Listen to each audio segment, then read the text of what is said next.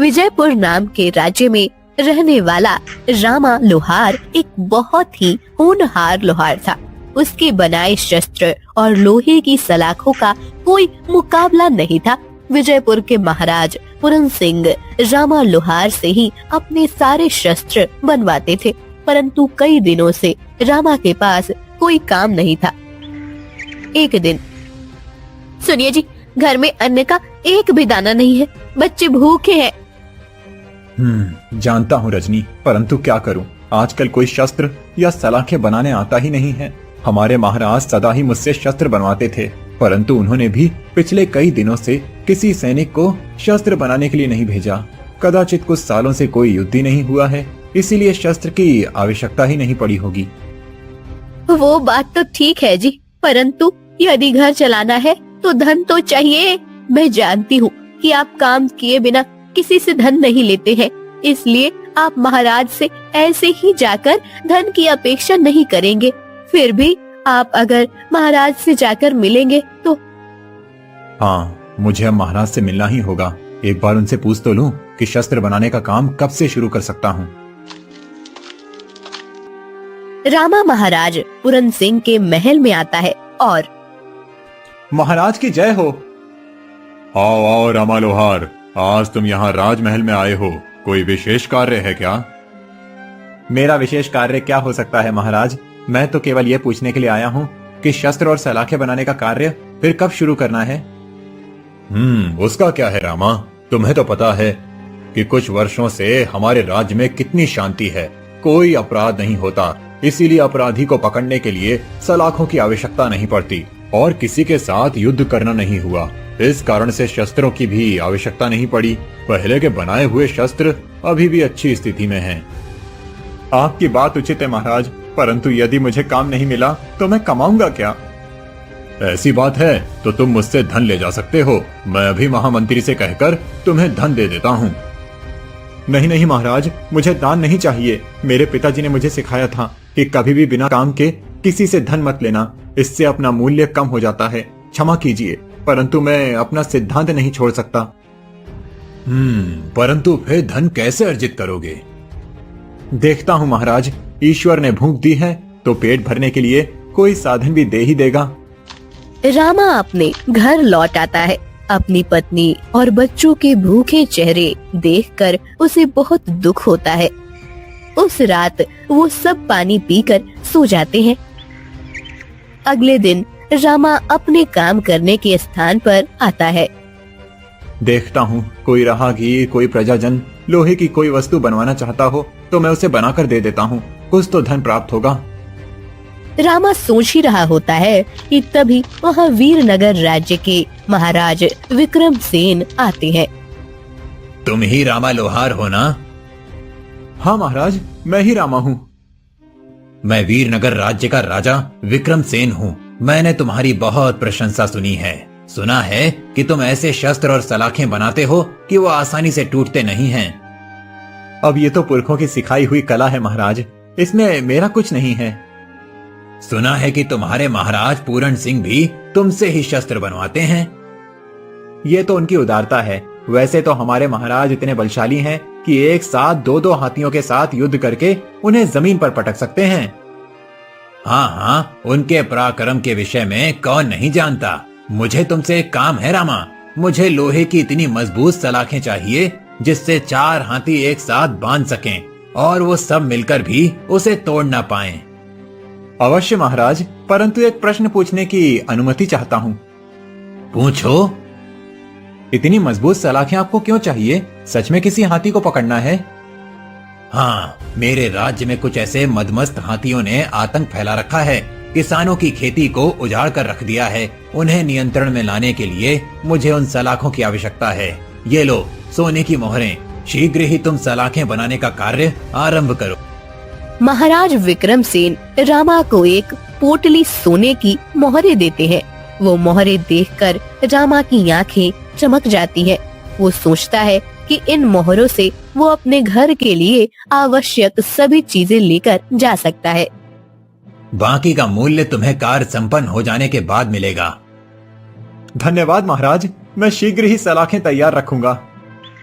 7 दिनों तक लगातार मेहनत करके रामा ऐसी मजबूत सलाखें बना लेता है कि हाथी भी उसे तोड़ ना पाए। महाराज विक्रमसेन सलाखों को देखकर प्रसन्न हो जाते हैं। वो रामा को जरूरत से अधिक मूल्य देकर चले जाते हैं। रामा घर आकर, रजनी ये देखो, महाराज विक्रमसेन ने कितनी सोने की मोहरें दी हैं। इतने धन में तो हमारे 2 महीने का सारा खर्चा निकल जाएगा। हाँ, भला हो महाराज विक्रमसेन का, जो वो इतनी दूर आपके पास सलाखें बनवाने के लिए आए। रामा और रजनी खुश हो जाते हैं। इधर महाराज विक्रमसेन महाराज पूरन सिंह से भेंट करने उनके राजमहल आते हैं और बहाने से उन्होंने ही उन सलाखों से बंदी बना लेते हैं। ये आपने ठीक नहीं किया महाराज विक्रमसेन।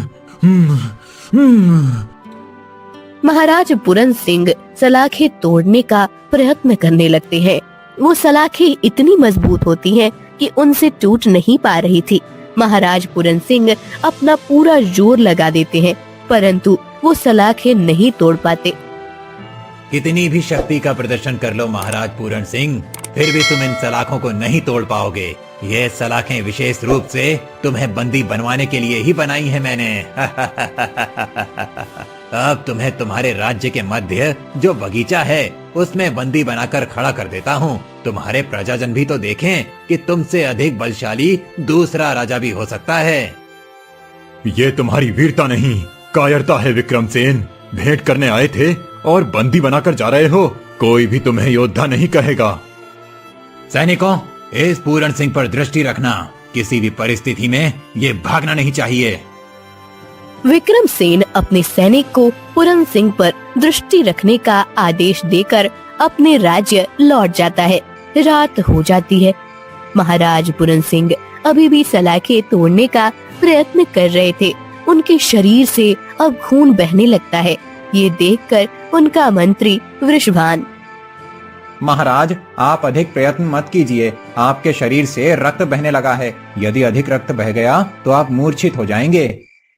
क्या करूं मंत्री जी, मुझे तो समझ नहीं आ रहा कि मेरी शक्ति और मेरा बल इन सलाखों को तोड़ क्यों नहीं पा रहा है। 2 हाथियों को एक साथ परास्त करने वाला मैं अब इतना निर्बल कैसे हो गया हूँ।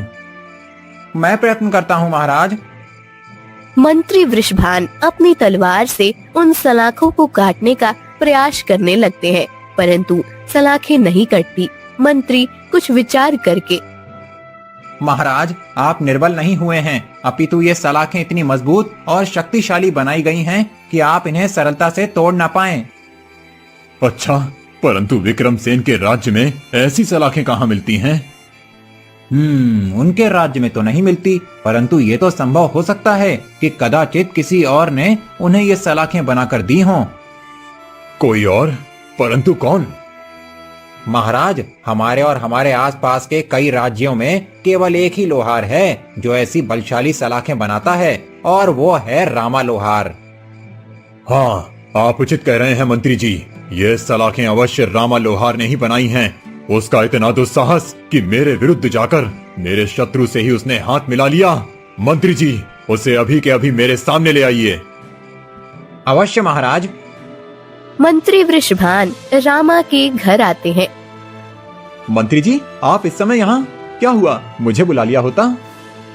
बुलाया तो तुम्हें महाराज ने है अभी। अच्छा, क्या हुआ? कोई शस्त्र बनाना है क्या? शस्त्र बनाना नहीं है, तुमने जो शस्त्र महाराज के विरोध में बनाया है उससे महाराज को मुक्त करना है। क्या?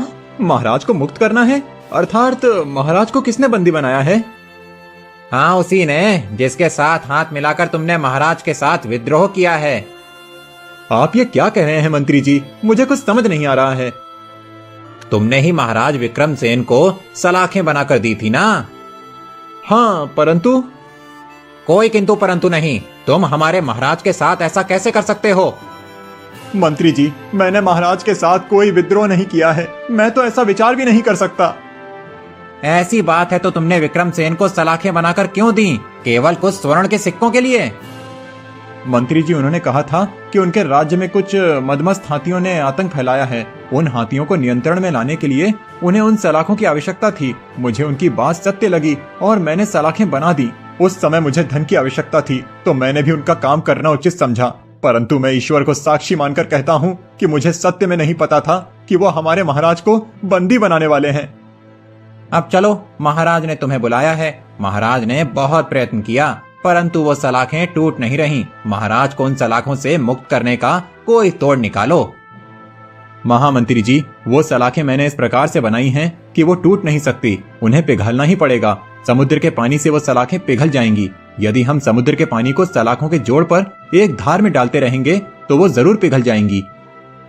अच्छा, परंतु उसमें तो बहुत समय लगेगा और महाराज पर दृष्टि रखने के लिए विक्रमसेन के सैनिक भी सज्ज हैं। मैं समुद्र का पानी लेकर आता हूँ, तब तक आप उन सिपाहियों का कुछ प्रबंध कीजिए। ठीक है। मंत्री वृषभान महाराज पूरन सिंह के पास जाते हैं और रामा लोहार समुद्र का पानी लेने जाता है। मंत्री वृषभान महाराज पूरन सिंह पर दृष्टि रखने वाले सैनिकों के भोजन में बेहोशी की दवा मिला देता है। विक्रमसेन के सारे सैनिक बेहोश हो जाते हैं।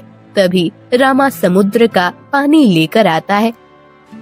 मुझे क्षमा कीजिए महाराज, मुझे सत्य में नहीं पता था कि वो दुष्ट विक्रमसेन मुझसे सलाखें बनवाकर आपको ही बंदी बनाने वाला है। कोई बात नहीं रामा, मंत्री जी ने मुझे सत्य बता दिया है। अब तुम मंत्री जी की सहायता से इन सलाखों से मुझे मुक्त कर दो। फिर रामा और वृषभान मिलकर सलाखों पर समुद्र का पानी डालने लगते हैं। कुछ समय के बाद सलाखें पिघल जाती हैं और महाराज पूरन सिंह मुक्त हो जाते हैं।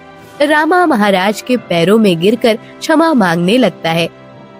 क्षमा महाराज, मुझे क्षमा कर दीजिए। उस विक्रमसेन ने मुझसे असत्य कहा कि उसे हाथी बांधने के लिए मजबूत सलाखें चाहिए। उस समय मुझे भी धन की आवश्यकता थी, इसीलिए मैंने उसके लिए वो कार्य कर दिया। मुझे ऐसा नहीं करना चाहिए था। उठो रामा, तुमने जो किया है उचित किया है। तुम्हें क्या पता था कि वो दुष्ट विक्रमसेन तुम्हारी अच्छाई और भोलेपन का फायदा उठाने वाला है। अच्छी बात तो ये है कि तुमने इन सलाखों से मुक्त होने का तोड़ निकाला और मुझे मुक्त किया। इससे ये बात सिद्ध हो जाती है कि मुझे बंदी बनाने में तुमने विक्रमसेन की सहायता नहीं की है। धन्यवाद महाराज।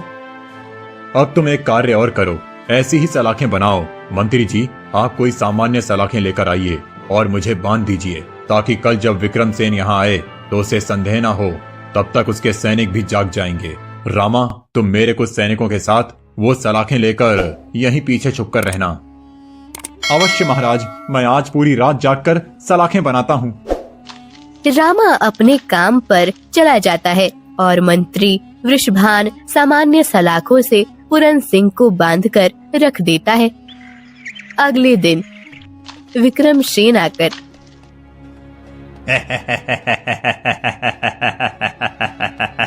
देखा महाराज पूरन सिंह, मैंने तुम्हारे ही राज्य के सर्वोत्तम लोहार की सहायता से तुम्हें तुम्हारे ही राज्य में तुम्हारी ही प्रजा के सामने बंदी बनाकर रखा है।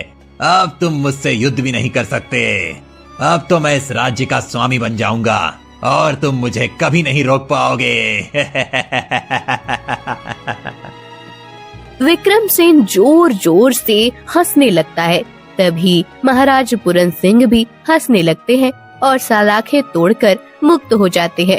वो इशारा करते हैं और रामा के साथ सैनिक रामा ने बनाई हुई सलाखों से विक्रमसेन को बंदी बना लेते हैं। धोखा, धोखा, छल किया तुमने मेरे साथ।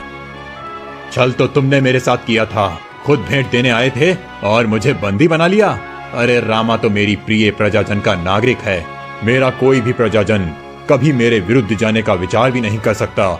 यदि रामा को पहले ही तुम्हारी इस योजना और प्रपंच के विषय में पता होता तो वो भूखा मर जाता, परंतु तुम्हारी सहायता कभी नहीं करता।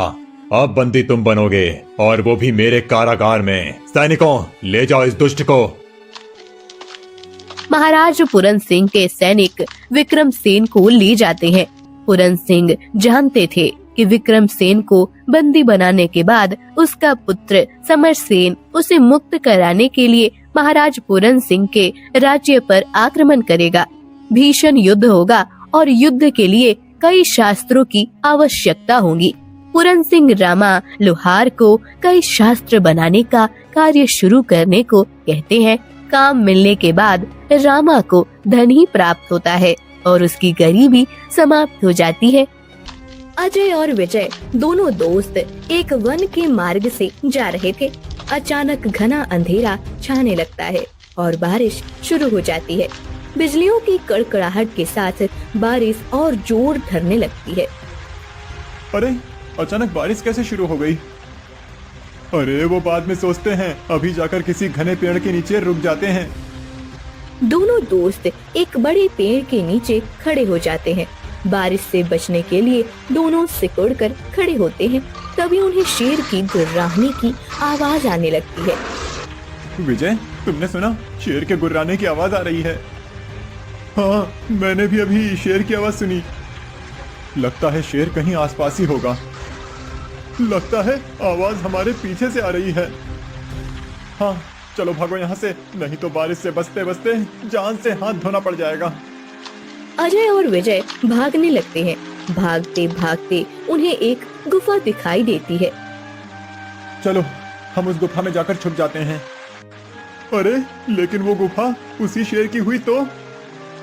अरे शेर की आवाज बाहर से आ रही थी, शेर गुफा के अंदर नहीं होगा। चलो, हमारे पास कोई दूसरा रास्ता भी नहीं है। अजय और विजय उस गुफा के अंदर चले जाते हैं। गुफा में जाने के बाद वो देखते हैं कि वहाँ बहुत सारे मोम के पुतले रखे हैं।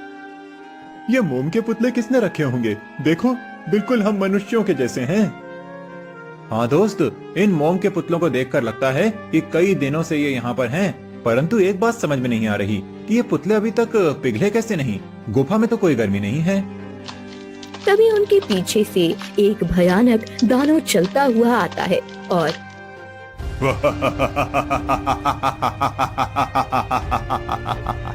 ये पुतले मेरी माया से बने हुए हैं, इसीलिए कभी नहीं पिघलेंगे। कौन हो तुम? मैं कौन हूँ? मुझे देखकर भी पहचान नहीं पा रहे कि मैं एक मायावी दानव हूँ। ये बारिश और शेर की आवाज मैंने ही अपनी माया से बनाई थी। तुम दोनों मेरे माया जाल में फंस गए हो। अब तुम्हारा यहाँ से बाहर जाना संभव है। मायावी दानव?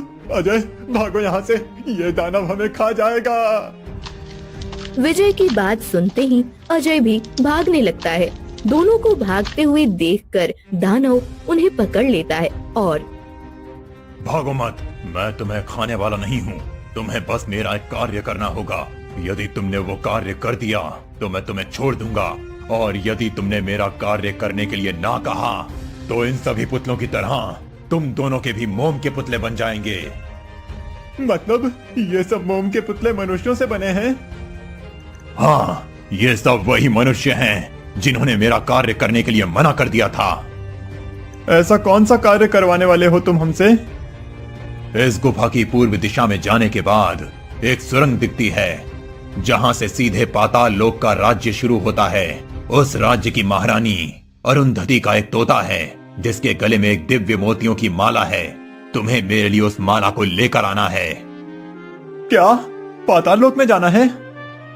हाँ, यदि तुम ये कार्य करते हो तो मैं तुम्हें इस गुफा से बाहर जाने दूंगा, परंतु यदि तुम बिना उस माला के वापस आए तो इनकी तरह मोम के पुतले बन जाओगे।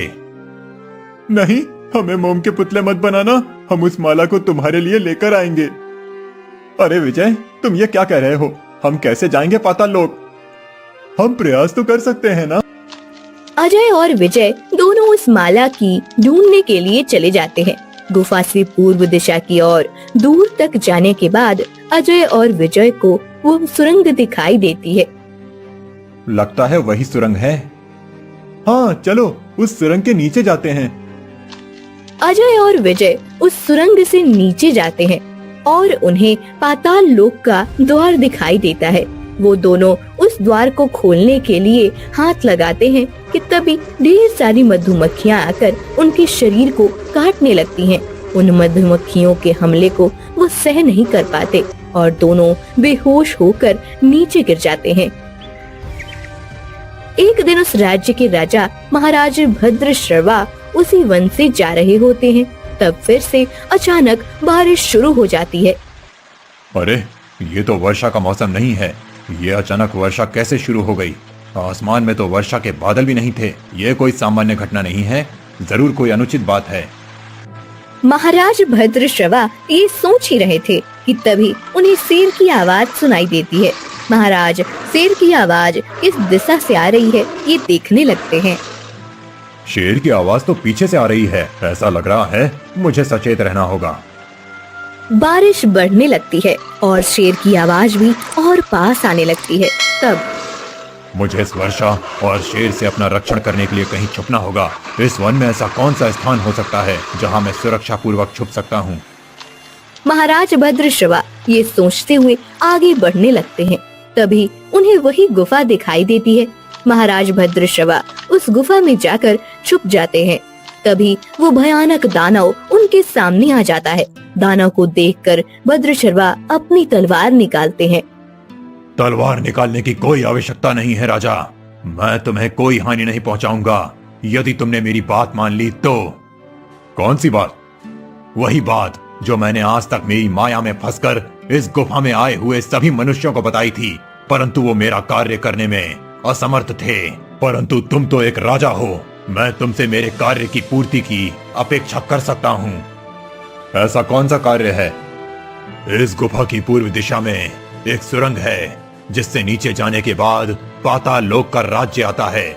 उस राज्य की महारानी के तोते के गले में एक दिव्य माला है। वो माला मुझे चाहिए। यदि तुमने वो माला लाने से ना कह दिया तो मैं तुम्हें इन सब की तरह मोम का पुतला बना दूंगा। जरा अपने चारों ओर दृष्टि डाल कर देखो।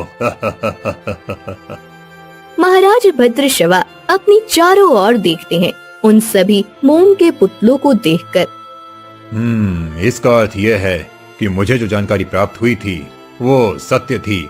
मेरे गुप्तचर ने बताया था कि इस वन से गुजरने वाले यात्री मार्ग में ही कहीं लुप्त हो जाते हैं, तो इन सबको लुप्त करने के पीछे तुम्हारी ही माया थी। अवश्य, और ये मेरी माया का ही प्रकोप है जो आज तुम यहाँ आए हो। ऐसी बिन मौसम वर्षा को देखकर ही मैं समझ गया था कि ये अवश्य कोई मायावी घटना है। अब जब तुम जान ही चुके हो तो मेरा कार्य करो, अन्यथा तुम भी इन सब की भांति मोम के पुतले बन जाओगे। ठीक है, मैं वो माला लेकर आऊंगा, परंतु यदि मैं वो माला लेकर आ गया तो तुम्हें इन सभी मनुष्यों को पहले की तरह बनाकर मुक्त करना होगा। ये वचन दो मुझे। ठीक है, मेरा वचन है कि मैं सभी को मुक्त करूंगा। दानव का वचन सुनकर भद्रश्रवा गुफा की पूर्व दिशा की ओर चल पड़ते हैं। वो पाताल के राज्य तक आकर पहुंचते हैं और देखते हैं कि वो अजय और विजय मूर्छित अवस्था में पड़े हुए हैं। महाराज भद्रश्रवा उन्हें ध्यान से देखने लगते हैं। ईश्वर की कृपा है कि ये दोनों युवक अभी जीवित हैं। इनके शरीर को देखकर लगता है कि इन पर मधुमक्खियों ने हमला कर दिया था, इसीलिए इनके शरीर पर ऐसे लाल काले निशान पड़े हैं।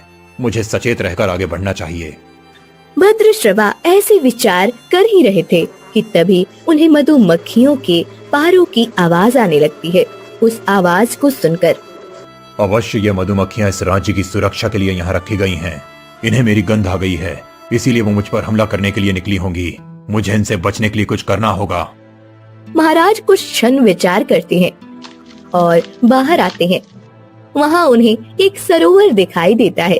महाराज उस सरोवर से थोड़ा पानी निकालते हैं और मिट्टी पर डालकर मिट्टी को गीला कर देते हैं। बने हुए कीचड़ को महाराज भद्रश्रवा अपने पूरे शरीर पर लगा लेते हैं। अब वो मधुमक्खियां मुझे काट नहीं पाएंगी। महाराज पाताल लोक के राज्य का द्वार खोलते हैं और अंदर चले जाते हैं। उनके शरीर पर लगे हुए कीचड़ के कारण मधुमक्खियां उनके पास भी नहीं आ पाती। महाराज को ऐसे कीचड़ में लदे हुए देखकर पाताल राज्य की महारानी, कौन है आप? आपके शरीर पर इस कीचड़ को देखकर प्रतीत हो रहा है कि आप सत्य में बुद्धिमान हैं। मेरे सुरक्षा रक्षक मधुमक्खियों से अपनी सुरक्षा करने के लिए आपने अपने शरीर पर कीचड़ लगा लिया है। जी महारानी अरुंधति, आपने उचित अनुमान लगाया है। मैं संग्राम नगर का राजा भद्रश्रवा हूँ। मैं यहाँ एक विशेष कार्य के लिए आया हूँ। और वो विशेष कार्य क्या है महाराज भद्रश्रवा? महारानी अरुंधति, मुझे पता चला है कि आपके पास एक तोता है जिसके गले में दिव्य मोतियों की माला है। मुझे वो माला चाहिए। मेरी आपसे विनती है कि कृपया आप मुझे वो माला दे दीजिए। महाराज, मैं आपको वो माला नहीं दे सकती। वो माला बहुत दिव्य है। जानता हूँ महारानी, और वो दिव्य माला है, इसीलिए मुझे चाहिए। परंतु महाराज, भद्रश्रवा, वो माला किसी भी सामान्य व्यक्ति के लिए नहीं है। आप उसे धारण नहीं कर सकते। महारानी, वो माला मुझे अपने कार्य के लिए नहीं चाहिए। एक भयानक दानव है जिसने कई निर्दोष मनुष्यों को बंदी बनाकर उन्हें मोम का पुतला बना दिया है। उसने कहा है कि यदि वो माला उसे नहीं मिली तो वो उन सबको कभी मुक्त नहीं करेगा। मुझे उन सबको मुक्त कराने के लिए वो माला चाहिए। महारानी, मैं एक राजा हूँ और हर एक प्रजाजन की रक्षा करना मेरा उत्तरदायित्व है। आपको तो इस बात का पूर्ण आभास है। महाराज भद्रश्रवा, मैं आपकी समस्या समझती हूँ, परंतु वो दिव्य माला यदि उस दानव ने अपने गले में धारण कर ली तो वो सदा के लिए अमर हो जाएगा और समय के अंत तक सभी मनुष्यों पर अत्याचार करता रहेगा। अमर होने के बाद उसका अहंकार इतना बढ़ जाएगा कि वो केवल पृथ्वी नहीं अपितु तीनों लोकों पर आक्रमण कर देगा और उसे परास्त करने वाला कोई नहीं होगा। ये दिव्य माला पाताल लोक के स्वामी ने 100 वर्षों की तपस्या के बाद प्राप्त की थी। जब तक ये माला मेरे तोते के गले में है तब तक पाताल लोक सुरक्षित है। यदि ये माला उसके गले से निकाली गई तो पाताल लोक का अंत हो जाएगा। इस कारण से मैं आपको ये माला नहीं दे सकती। परंतु महारानी, यदि ये माला उस दानव को नहीं मिली तो वो उन सब मनुष्यों को हानि पहुंचाता रहेगा। इस समस्या का कोई तो हल निकालना ही पड़ेगा। तभी महारानी का तोता, महारानी, एक उपाय है। यदि आप मेरे गले में जो माला है ठीक उसी के जैसी दिखने वाली एक माला महाराज को दे दें तो दानव को माला भी प्राप्त हो जाएगी और असली माला भी हमारे पास रहेगी। दोनों की समस्या का अंत हो जाएगा। उचित है महारानी, आपका तोता सही कह रहा है। मैं दानव को झूठी माला देकर सभी मोम के पुतले बने हुए मनुष्यों को मुक्त करवाऊंगा और जब वो उस माला को अपने गले में धारण करेगा तब मैं उसका मस्तक धड़ से अलग कर दूंगा। इससे उस मायावी दानव के प्रकोप का सदा के लिए निवारण हो जाएगा। उचित है महाराज, मैं अभी आपको ऐसी ही एक माला देती हूँ जिसे देखकर मायावी दानव को लगेगा कि उसने सत्य में दिव्य माला की प्राप्त किया है। फिर महारानी अरुंधति महाराज भद्रश्रवा को मोतियों की एक माला देती है। महारानी, माला तो मिल गई, परंतु बाहर 2 युवक मूर्छित पड़े हैं। मधुमक्खियों के डंक को वो सह नहीं पाए। उन्हें होश में लाने का कोई उपाय बताइए। महाराज, मैं आपको एक रस देती हूँ। आप उस रस को उन दोनों के मुंह में डाल दीजिए। वो दोनों तुरंत ठीक हो जाएंगे। महारानी भद्रश्रवा को वो रस देती है। महाराज द्वार से बाहर आकर अजय और विजय के मुंह में वो रस डाल देते हैं। अजय और विजय दोनों होश में आ जाते हैं। महाराज, आप उन मधुमक्खियों के हमले से कैसे बच गए? तुम दोनों की हालत देखकर पता लग गया कि तुम्हें मधुमक्खियों ने काटा है। मैंने अपने शरीर पर कीचड़ लगा लिया। कीचड़ के कारण मधुमक्खियां मेरे पास नहीं आ पाईं। महाराज, सत्य, आपकी विवेक बुद्धि का कोई तोड़ नहीं है। आपके कारण ही हम जीवित वापस जा रहे हैं, अन्यथा हमारा यहीं पड़े पड़े अंत हो जाता। आपका बहुत बहुत आभार। नहीं, ये तो मेरा कर्तव्य है। दानव को उसके कर्मों का दंड देने का समय आ गया है। फिर महाराज उन दोनों के साथ दानव के पास आते हैं। आ गए तुम? माला लेकर आए हो या नहीं? हाँ, ये देखो। परंतु पहले तुम्हारे वचन के अनुसार इन सभी मोम के पुतलों को फिर से मनुष्य बना दो, उसके बाद माला दूंगा। दानव अपनी माया वापस लेता है और सभी फिर से मनुष्य बन जाते हैं। फिर भद्रश्रवा दानव को माला देता है। दानव माला को अपने गले में पहन लेता है और मैं अमर हो गया। इस दिव्य माला को धारण करते मैं अमर हो गया। अब मुझे किसी का भय नहीं है। दानव ऐसा कहते कहते जोर जोर से हंस रहा था। तभी महाराज भद्रश्रवा अपनी तलवार से उसका मस्तक धड़ से अलग कर देते हैं। मूर्ख दानव, ये वो दिव्य मोतियों की माला नहीं थी जिसे तुमने मुझे लेने के लिए वहां भेजा था। अब तुम्हारी मृत्यु होगी और ये वन तुम्हारे भय से मुक्त होगा। दानव का अंत हो जाता है और महाराज भद्रश्रवा सभी प्रजाजनों के साथ अपने नगर लौटते हैं।